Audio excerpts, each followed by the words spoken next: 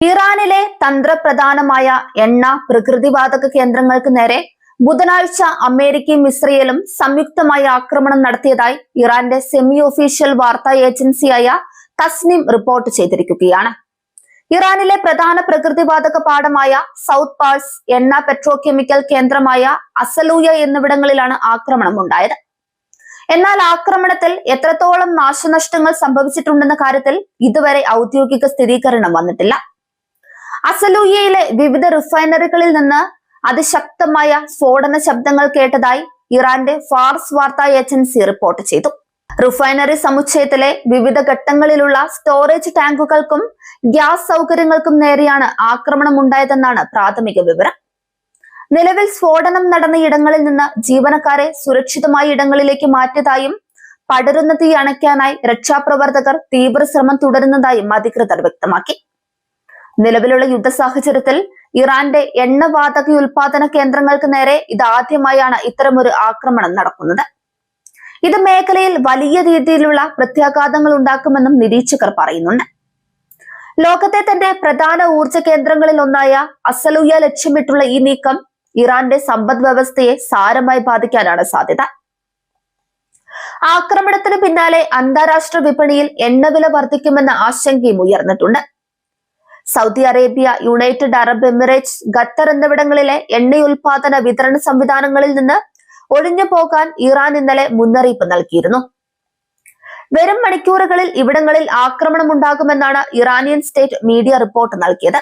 Saudi അറേബ്യയിലെ സമർഫ് refinery, Jubail petrochemical complex, United Arab എമിറേറ്റ്സിലെ അൽ ഹോസൻ ഗ്യാസ് ഫീൽഡ്, ഖത്തറിലെ Mesaieed petrochemical complex, Mesaieed holding company, Ras Laffan refinery എന്നിവയെ ലക്ഷ്യം വെച്ചാണ് മുന്നറിയിപ്പ് കൊടുത്തത്. ഈ കേന്ദ്രങ്ങൾ നേരിട്ടുള്ള ലക്ഷ്യങ്ങളായി മാറിയിരിക്കുന്നുവെന്നും വരും മണിക്കൂറുകളിൽ ഇവ ആക്രമിക്കപ്പെടുമെന്നും അതിനാൽ എല്ലാ പൗരന്മാരും താമസക്കാരും ജീവനക്കാരും ഉടനടി ഈ പ്രദേശങ്ങളിൽ നിന്ന് മാറി സുരക്ഷിതമായ അകലത്തിലേക്ക് എത്തണമെന്നുമാണ് മുന്നറിയിപ്പിൽ പറഞ്ഞത്. സൗത്ത് പാഴ്സിലെയും അസലൂയയിലെയും ഇറാനിയൻ എണ്ണ കേന്ദ്രങ്ങൾക്ക് നേരെ ആക്രമണമുണ്ടായതിന് തൊട്ടു പിന്നാലെയാണ് ഈ മുന്നറിയിപ്പ് വന്നത്. ഇസ്രയേൽ നടത്തിയ ആ ആക്രമണങ്ങൾ അമേരിക്കയുമായി ഏകോപിപ്പിച്ചതാണെന്ന് ഒരു മുതിർന്ന ഇസ്രായേൽ ഉദ്യോഗസ്ഥനെ ഉദ്ധരിച്ച് ആക്സിയോസ് റിപ്പോർട്ട് ചെയ്തിട്ടുണ്ട്.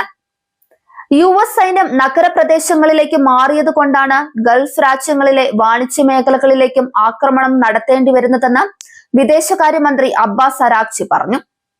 അമേരിക്കൻ സേന എവിടെയൊക്കെ തമ്പടിച്ചിട്ടുണ്ടോ, അവരുടെ ഉടമസ്ഥതയിലുള്ള സൗകര്യങ്ങൾ എവിടെയൊക്കെ ഉണ്ടോ അവയെല്ലാം ലക്ഷ്യം വെച്ചിട്ടുണ്ട്. ഈ സ്ഥലങ്ങളിൽ ചിലത് നഗരപ്രദേശങ്ങൾക്ക് അടുത്താകാൻ സാധ്യതയുണ്ടെന്നും ഇറാനിയൻ നയതന്ത്രജ്ഞൻ പറയുന്നുണ്ട്. ഇറാനിയൻ ആക്രമണങ്ങളിൽ പ്രാദേശിക രാജ്യങ്ങൾ അസ്വസ്ഥരാണെന്നും അവരുടെ ജനങ്ങൾക്ക് ദോഷമോ ബുദ്ധിമുട്ടോ ഉണ്ടായിട്ടുണ്ടെന്നും അരാഗ്ചി സമ്മതിച്ചു. എന്നാൽ ഫെബ്രുവരി 28-ന് യുദ്ധം ആരംഭിച്ച US-നാണ് ഇതിന്റെ പൂർണ്ണ ഉത്തരവാദിത്തമെന്നും അദ്ദേഹം പറയുന്നുണ്ട്. ആണവായുധങ്ങൾ വികസിപ്പിക്കുന്നതിനെതിരെയുള്ള ഇറാന്റെ നിലപാടിൽ കാര്യമായ മാറ്റമുണ്ടാകില്ലെന്ന് വിദേശകാര്യമന്ത്രി അബ്ബാസ് അരാഗ്ചി അൽ ജസീറയോട് പറഞ്ഞു. പുതിയ പരമോന്നത നേതാവ് ഈ വിഷയത്തിൽ തന്റെ കാഴ്ചപ്പാട് ഇതുവരെ പരസ്യമായി പ്രകടിപ്പിച്ചിട്ടില്ലെന്നും അദ്ദേഹം വ്യക്തമാക്കി. കൊല്ലപ്പെട്ട മുൻ പരമോന്നത നേതാവ് അയത്തുള്ള അലി ഖമേനി 2000-ന്റെ തുടക്കത്തിൽ പുറപ്പെടുവിപ്പിച്ച ഫത്വയ എന്ന മതപരമായ ഉത്തരവിലൂടെ കൂട്ടനശീകരണ ആയുധങ്ങളുടെ നിർമ്മാണത്തെ എതിർത്തിരുന്നു. അമേരിക്കയും ഇസ്രയേലും ഉൾപ്പെടെയുള്ള പാശ്ചാത്യ രാജ്യങ്ങൾ വർഷങ്ങളായി ടെഹ്റാൻ ആണവായുധങ്ങൾ നിർമ്മിക്കാൻ ശ്രമിക്കുന്നതായി ആരോപിക്കുന്നുണ്ടെങ്കിലും തങ്ങളുടെ ആണവ പദ്ധതി സമാധാനപരമായ ആവശ്യങ്ങൾക്ക് വേണ്ടിയുള്ളതാണെന്നാണ് ഇറാനിയൻ അധികൃതർ പറയുന്നത്. ഫത്വകൾ അവ പുറപ്പെടുവിപ്പിക്കുന്ന ഇസ്ലാമിക നിയമ പണ്ഡിതനെ ആശ്രയിച്ചിരിക്കുമെന്ന് അരാഗ്ചി പറഞ്ഞു. ഇറാന്റെ പുതിയ പരമോന്നത നേതാവായ മൊജ്തബ ഖമേനിയുടെ നിയമപരമോ രാഷ്ട്രീയമോ ആയ കാഴ്ചപ്പാടുകളെ കുറിച്ച് വിധി പറയാൻ താൻ ഇപ്പോഴും പ്രാപ്തനല്ലെന്നും അദ്ദേഹം കൂട്ടിച്ചേർത്തു.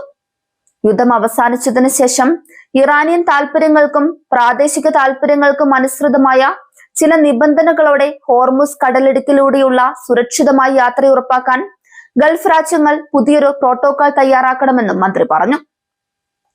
ലോകത്തിലെ എണ്ണയുടെയും ദ്രവീകൃത വാതകത്തിന്റെയും 1/5 കടന്നുപോകുന്ന ഈ സുപ്രധാന ഊർജ കവാടം ഇറാൻ അടച്ചുപൂട്ടി. US-നും ഇസ്രയേലിനും അവരുടെ പങ്കാളികൾക്കും 1 ലിറ്റർ എണ്ണ പോലും എത്താൻ അനുവദിക്കില്ലെന്ന് ഇറാൻ വ്യക്തമാക്കി. ഹോർമുസ് കടലിടുക്കിലെ സാഹചര്യം യുദ്ധത്തിനു മുമ്പുള്ള അവസ്ഥയിലേക്ക് മടങ്ങില്ലെന്ന് ചൊവ്വാഴ്ച ഇറാന്റെ പാർലമെന്റ് സ്പീക്കർ ട്വീറ്റ് ചെയ്തിരുന്നു.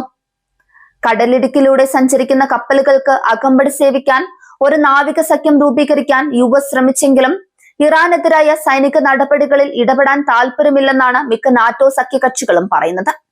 വെടിനിർത്തലിനും ടെഹ്റാനുമായുള്ള മുൻകൂർ ചർച്ചകൾക്ക് ശേഷം മാത്രമേ കടലിടുക്കിലൂടെയുള്ള യാത്ര സുരക്ഷിതമാക്കാൻ ഒരു സംയുക്ത അന്താരാഷ്ട്ര സഖ്യത്തെ പരിഗണിക്കൂ എന്ന നാറ്റോ അംഗമായ ഫ്രാൻസ് പറയുന്നുണ്ട്.